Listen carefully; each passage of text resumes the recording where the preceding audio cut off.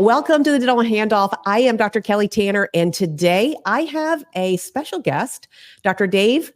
He goes by Dave McCarty, and he is a doctor. He's going to talk to us about sleep apnea, all of his experience, how it ties into dentistry, his curriculum and his thinking around the complexity of unpacking sleep apnea.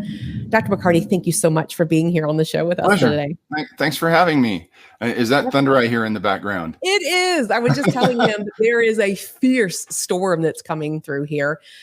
So Dave, I always ask people, it's usually why dentistry, but for you, why medicine? We just shared that he went to undergraduate school in Virginia, where I'm from, UVA. Yep. So, but why way back in the Wayback Machine did you decide medicine? What did you want to do? Well, it wasn't obvious at first. At UVA, I was an English major. I was actually a swimming major, but I studied English and I got my degree in English.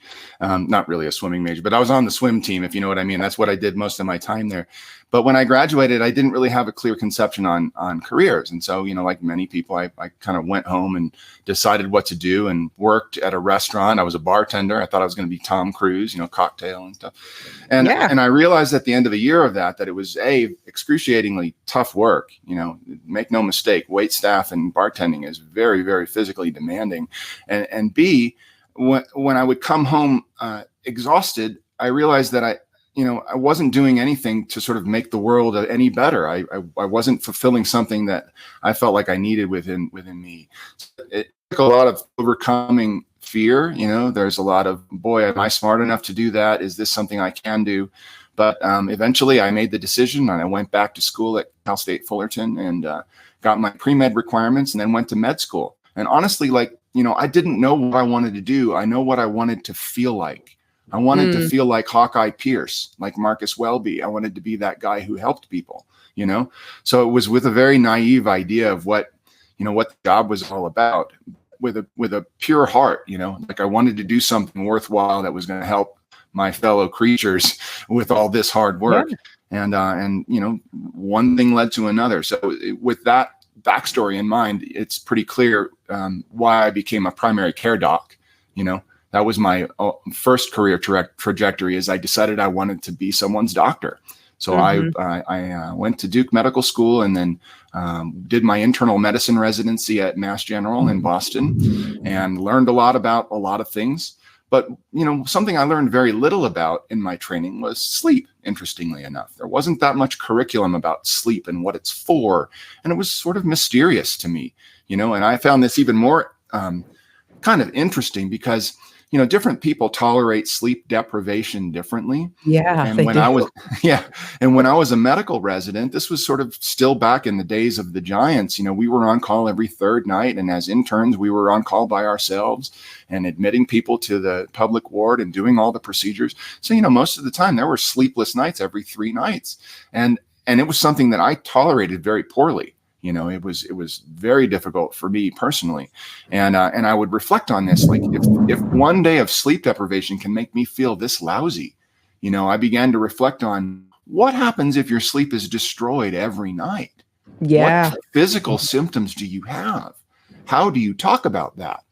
And, when you don't have the language to talk about these things, you don't ask, so really on review of systems, we were still asking about fevers and night sweats. We're asking about symptoms that refer people to tuberculosis and the B symptoms of neoplasm.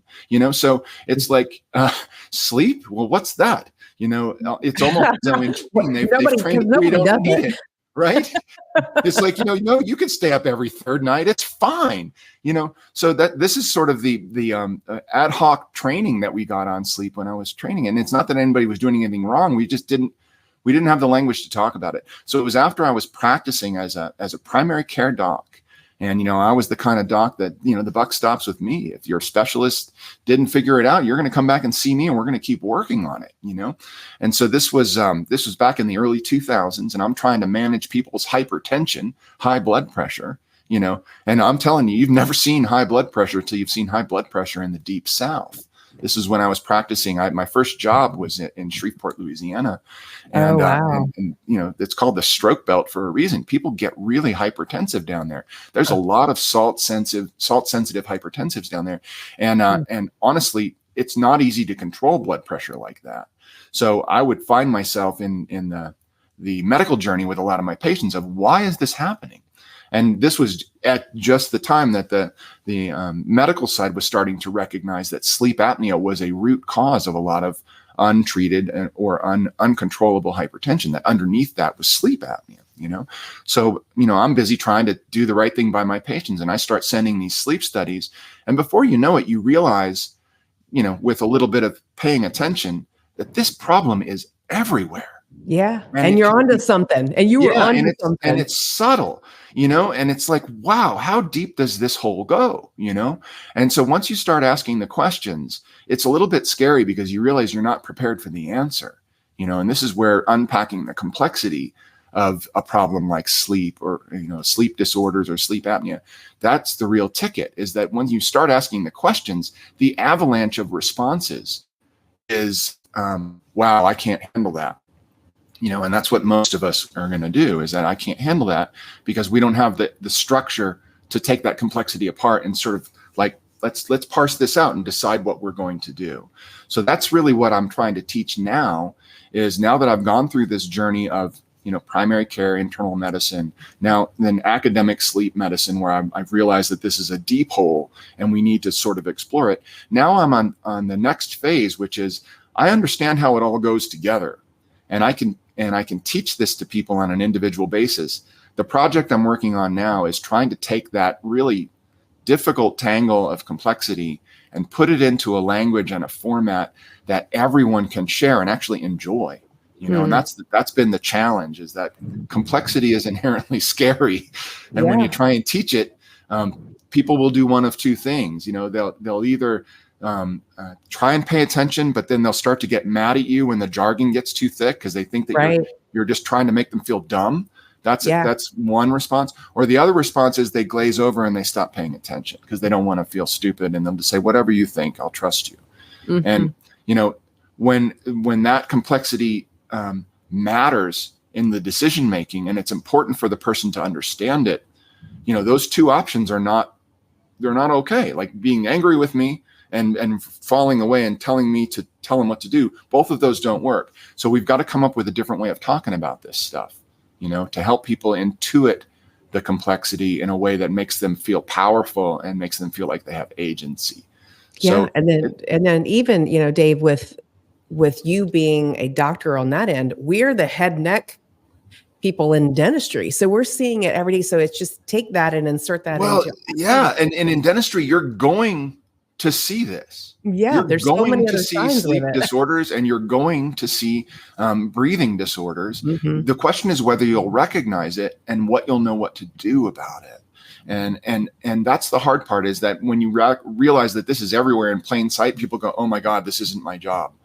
And that, because it's scary, mm-hmm. right? It's scary to think about, oh, you know, I can't manage these sleep problems. I'm just a whatever job title is. But the truth is, all of us human beings sleep. And all of us should understand it the same way we understand nutrition and exercise. It's not specific. You don't have to be a neurologist to understand how sleep works. You just have to kind of be interested in it and, you know, have a good mentor. Someone who's good at explaining things. So mentor. My passion is that I really want people to be using the language of complexity in common conversation. I want them to be able to talk to each other about these subjects, because honestly, there's no other way to solve these problems. If the patient and the provider don't share this understanding of the complexity, they can't help one another. Right. Right. Because even in dentistry with cardiovascular disease. So one of my friends is Dr. Brett Seelove. He is a cardiologist, and he was on the show and he was talking about how they learn about cardiology, but they don't ever go over to the dental aspect of things. They would pass each other in the hallway, right? But even then, they learned about cardiology. They didn't even know about the dental aspects, and so how they learn how many of our interdisciplinary care occurs is through the means of referrals. Because then it goes, why is this person referring this patient to me? Why is this referring? And it becomes sort of normalized. But then this is that care that's so important, because we don't have all the answers. And you're even saying that you didn't even learn how to talk about sleep or much about it. And so that must have been a huge lift and a steep learning curve for you to be, oh yeah, we know it's a problem. I'm seeing something here. How do we break down the complexity? And then how do we educate other people to refer out, to recognize it, to all speak the same language? Yeah. And that's the key. All speak the same language. Because what's happened here is the language of sleep apnea has divergently evolved, because there are pioneers in the dental sleep medicine world who are kind of pioneering new ways to think about developmental aspects of the oral vault, and how does the mouth get to be the shape that it is, and why does it happen this way. And so they're coming up with these new ideas and new techniques, completely different language from the way your Western trained MD is going to be talking about these things. Is it wrong? No, it's not wrong. It's a field engineered solution, and there are field engineered ideas. It needs more study, and we need to understand it, but we also need to help the patients navigate that, and be able to talk about these problems, these complex problems, in a way that they can pick up their experience from their medical doctor and go and see their dental sleep medicine pioneer and be speaking the same language. That's the world that I envision. It's a patient-centered world rather than a treatment-specific kind of label-centered world, which is kind of what we currently inhabit de facto right now. The patient gets a label, you have sleep apnea. And then, whatever that picture brings to mind for you, it may be very different if you're in a medical office versus a dental office, the picture in your mind. And so your solution is going to be different. And the patient ends up getting this belief that nobody really knows what they're talking about, because everybody's, I kind of picture sleep apnea as being this enormous leviathan with tentacles that go on for miles. And all of us are looking at it with like, okay, I see this little bit. Here's what I do, and here's the way it is, but we can't see what it looks like from the back. And so the patient who is subjected to this limited view, some of them are going to fall out, and they're going to be left behind, and they're going to have to find their own way. And that's a rough place to be if you're trying to self-navigate. Much easier if you can use this language and say, hey, I understand from this Empowered Sleep Apnea project that there are 5 reasons to treat sleep apnea. It's one of the tools we can introduce to the audience, is the 5 reasons to treat. Sleep apnea is complex. Why are we going to do something about this? Well, let's talk about it. 5 reasons: risk, snoring, sleep, wake, comorbidities, right? So if you don't have a reason to treat, then maybe we don't need to treat. Then all of a sudden it's different, right? Then maybe we can talk about this with a different part of our brain, rather than the patient feeling like you're trying to sell us something, right? I think this is a common feeling our patients get, is that they get the distant dread that the reason we're screening them for something is because we want to sell them something, and we want to take their money. And I think that this is, it's not without good reason. Some people really feel like they've been treated this way because an efficient sort of monetary system isn't always thinking about things from the patient's point of view. Like, what does this feel like to be told I have this disease, and why should I do this? And why are you giving me this new thing that I have to do every night? So, having the patient involved from the very beginning and introducing them to the idea that, hey, this is a complex problem, and there may be many ways to think about treating this. Perhaps something we can do can help, but perhaps something else somebody can do can help. Let's talk about it for you, And then it brings the patient back to the driver's seat, and then suddenly we're making a joint decision rather than eat your vegetables because they're good for you. That's the situation that most of our patients are in. Here's a CPAP machine. It's good for you, right? And it's good for you. It's just human nature. They're going to push back. They don't want that. They want to make their own decision for the right reason. And I think that's normal and right, and we should encourage that. We should give them the information to do that. So tell me more about the 5 things that you were just talking about, and then transition us over into how we can, in your mind, like, what the dental professional can do to integrate these things. Like how we navigate all this complexity.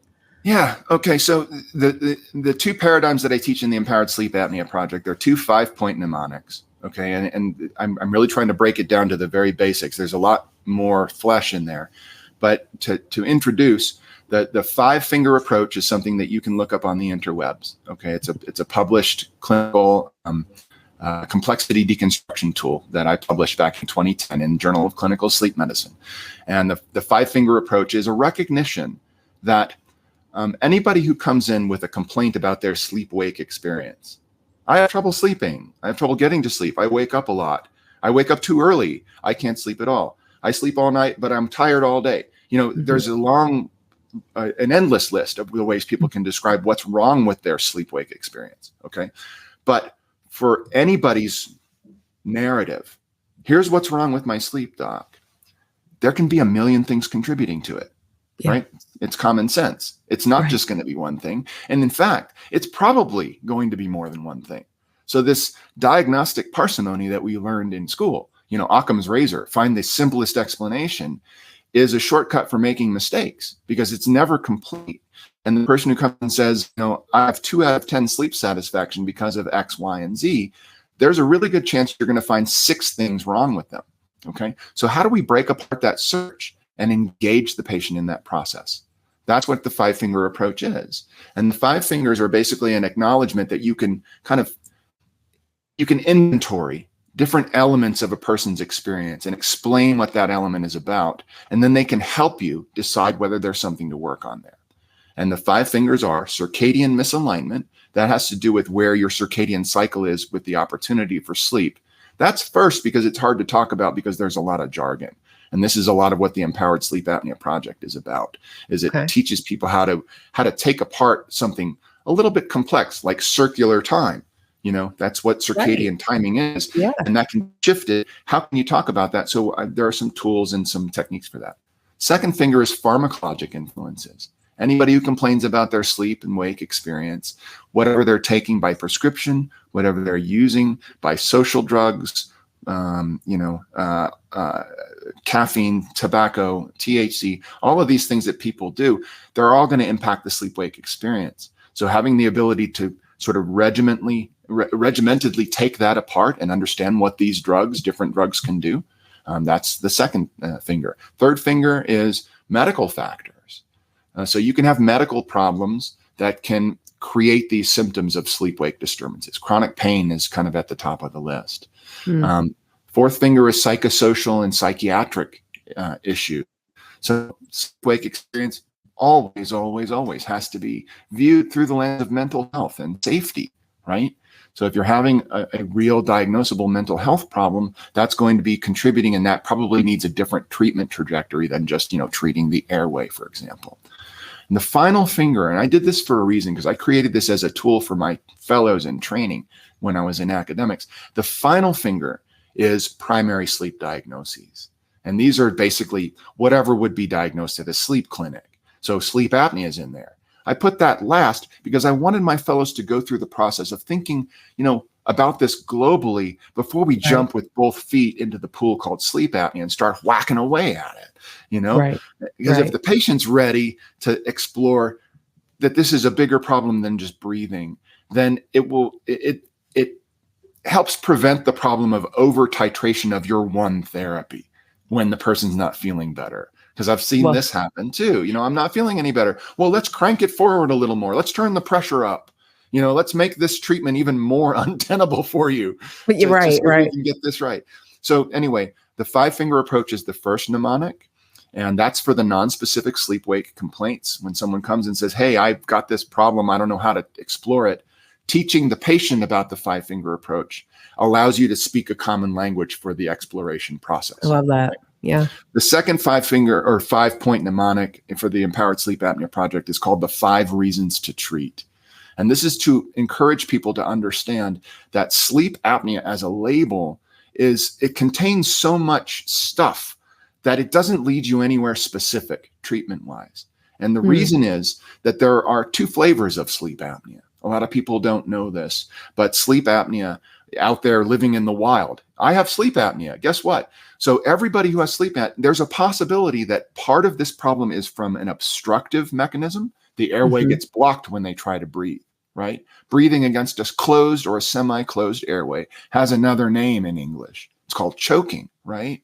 Yeah. And so the obstructive component is inherently a little more stressful and destructive potentially than the central sleep apnea component. Central sleep apnea is a dysregulation of the pattern of breathing itself. It's not a blockage of the airway. We all have central apnea events in the daytime after we sigh. So that's a good example of what it is. Take a deep sigh, and then you're going to notice that the seconds can tick by, and you're probably going to need to breathe for a while. Okay, that pause can be considered a central apnea. You're not breathing because you didn't feel like you needed to, right? Right. And so there's a lot of things that can contribute to that pattern of breathing that interrupts sleep, central sleep apnea. And here's the thing that really sort of drives me wild is that when you get the diagnosis, the label of sleep apnea, it's an unknown quantity how much of your problem is the central flavor and how much is the obstructive flavor. Because there's an event on a sleep state called a hypopnea.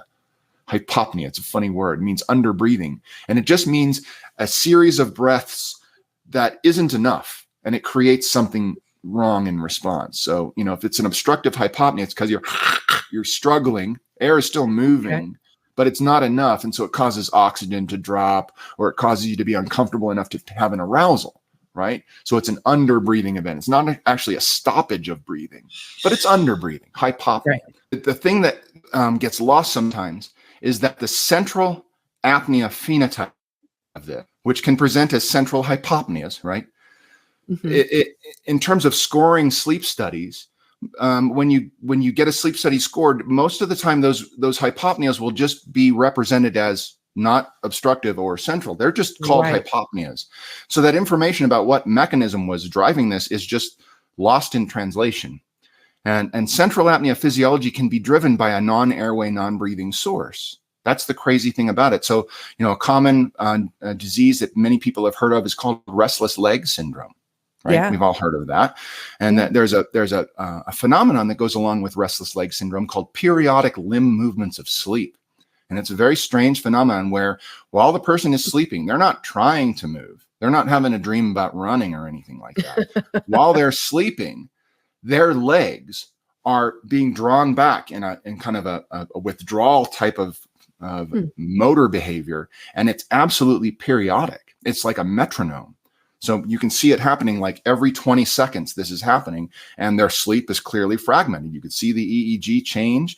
And what happens to breathing when that happens? When you have these fragmenting arousals from sleep, breathing gets unstable. People tend to breathe a little deeper and more strongly when they're having an arousal than they do when they're not. And you can set up this instability. So I'm laying the groundwork for the understanding that you can achieve a diagnosis of sleep apnea, and it can be driven by a central source that's coming from a neurologic problem. So if that doesn't introduce the idea that the label must be unpacked before we reach in our quiver of treatments and start firing away, and the patient needs to be prepared for that, and so does the provider. And I think that the 5 reasons to treat discussion really helps that, because the first reason to treat is risk. The 5 reasons, just so I'll lay it out: risk, snoring, sleep, wake, comorbidities. Okay, so let's talk about risk. The risk of choking on an obstructive event is different from the risk of having central oscillation of breathing. It's just different. And so we should talk about it differently. And that's where the language that we have today, which kind of separates sleep apnea somewhat arbitrarily into mild, moderate, and severe based on, the frequency of scored events. It's an attractive idea because it feels simple. It's like blood pressure. It's like, oh, more events, more bad. But it's not that simple because obstructive and central events are different and they're mixed together in the report. So we need to be ready for that complexity unpacking. And the first discussion about risk is understanding, hey, there's 2 different flavors of sleep apnea, guys, obstructive and central. And each one of those flavors has many moving parts. And once you introduce that concept to an engineer like a dentist, their brain is going to start going, Oh, many moving parts. Well, which parts do I have control over? Right. Right.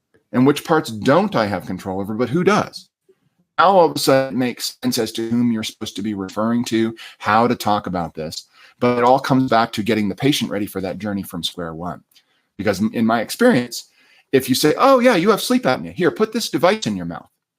And then they come back, $2,000 later and 4 months later, and they say, I'm not any better.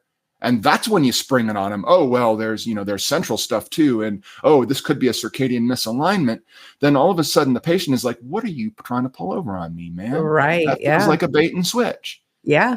And then that person doesn't come back. And the patient and the provider doesn't know what they've done wrong because they've done what they were supposed to do. So it's a problem of the complexity must be unpacked early, and then it must be referred to often on the journey. And the patient needs to be ready for it. And the structure of the 5 reasons to treat really helps to do that. And the part that I really want to teach people about is the other 4 reasons: snoring, sleep, wake, and comorbidities. Like when you discuss what those are, most people can talk about that with common sense. The discussion about risk involves the nuance of unpacking the 2 flavors of sleep apnea, the many moving parts of those 2 flavors. And then how do we talk about the risk of your study that we see here relevant to you with the understanding that we've got these different moving parts and different flavors of sleep apnea? How am I going to unpack that for you? Right. Have I gone on too far? No, this is great. I mean, there's so many questions, and I'm, and of course I'm taking it back to dentistry where more and more offices are, of course, they're including it. And you're going to be the first ones to see this. I know. And so how do we empower the offices? There are a lot who have different systematic approaches to it, but even people in my life have been diagnosed. They've gone to a doctor and it's okay, you don't have sleep apnea, but I can tell you that they're snoring, they're tired all day, they have bags underneath their eyes. It's all of the things. And it's like the sleep doctor refers to a dentist. Yeah. And so I think a lot of it starts with us because people see us every 6 months or even more often than that. So we're that primary entry point. And I'm telling you, your medical brethren and siblings are not ready to evaluate the oral vault as a risk factor for sleep. They're just not ready. They're not used to what's normal. They're not used to, so the dental community is really in a great place to use their skills and their vocabulary to see the things that, and teach us and teach their medical siblings about what this is, For example, there is a screening tool that the Western medical side doesn't know much about, but is being promoted on the dental side called Ferrest 6. And it's just 6 kind of physical attributes that you can look at the chair side. And if you get any of them coming, there are things like mentalis strain, there are things like tonsil size, ankyloglosia, how much can you raise your tongue with your mouth fully open, all things like this, things you can measure in a matter of minutes. And I'm thinking that the dental hygienist side is going to be the place where this happens. And if you get a red flag, then, the next step is, well, what am I going to do with this? Like, let's say I see some risk factors. How do I think about this? And how do I talk to my patient about it? And this is where I would really like to encourage people to sort of just dip your foot into the pool at the Isle of Sleep Apnea, at the Empowered Sleep Apnea Project, and learn about it. This stuff is complex, but you can learn your way around similarly to the way we kind of have an intuitive sense for nutrition these days. There's been enough sort of push about nutrition that we have a basic sense about whole grains and about, we're trying to get rid of highly modified foods, all of these things, highly processed foods. We're now learning to talk about sleep with a vocabulary that will empower all of us to understand it so we can problem solve within that domain. Yeah. And just to repeat it, because the internet glitched just a little bit, it's called the Ferrest 6.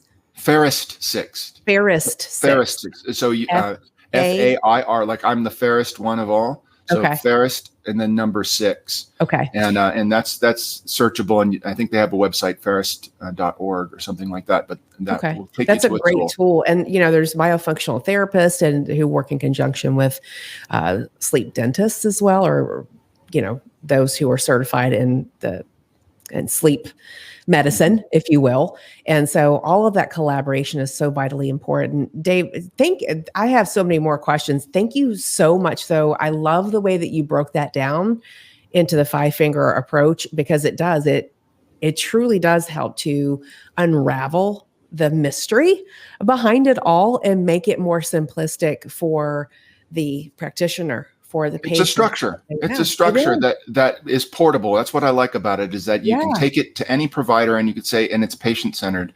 So, if you're a dentist, if you're a physician, if you're a chiropractor, then you could say, hey, you've got these complex array of complaints. Let's take it apart together. Yeah. I love that. Well, thank you so much for your knowledge, your time. And you all, he has a book. It's on his website. You'll find his links for his website and his book and all that good stuff in the show notes. So thank you again, Dave. And thank you all for what you do every day. I always ask, please go on over to Apple Podcasts, give it 5 stars, because we've earned it, hopefully, because Apple's the one that matters. And then there's your birds again. Yeah. And then go on over to YouTube, subscribe, and share so it can recommend to other people who may enjoy us as well. Have a great day. We will see you next week, my friends. Thank you. Thanks, Dave. Bye.